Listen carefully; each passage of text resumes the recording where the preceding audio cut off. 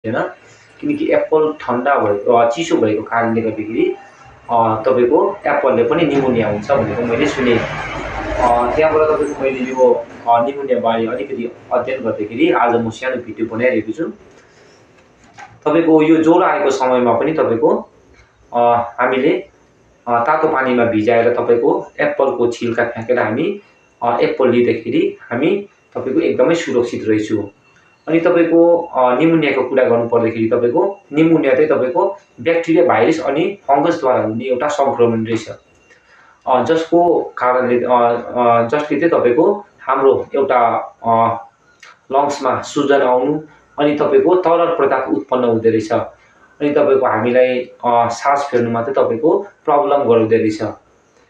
अनि तपाईँको निमोनियामा के कुरो खानु हुँदैन यो विषयमा तपाईँको बात गर्नु पर्दाखेरि चाहिँ तपाईँको generally advice to avoid process मिटमा चाहिँ तपाईँको अधिक मात्रामा सोडियम भएको कारणले गर्दाखेरि चाहिँ हाम्रो लङ्सलाई चाहिँ यसले सुजन गराउँदो रहेछ।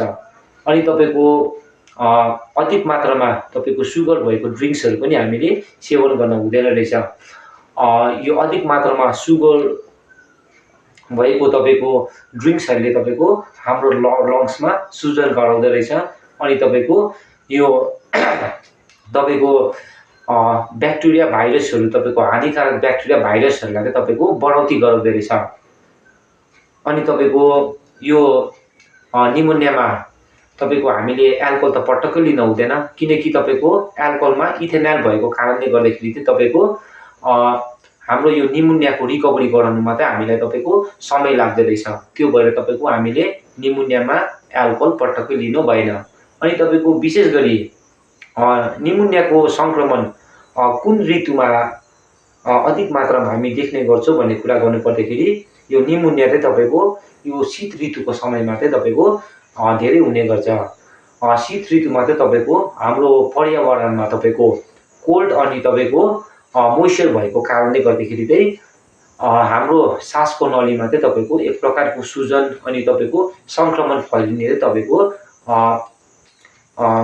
सम्भावना चाहिँ तपाईँको अधिक मात्रामा हुनेछ। अनि तपाईँको यो निमोनियामा चाहिँ तपाईँको हामी कस्तो प्रकारको तपाईँको लक्षणहरू तपाईँको देख्न सक्छौँ भन्ने कुरामा चर्चा गर्नु पर्दाखेरि चाहिँ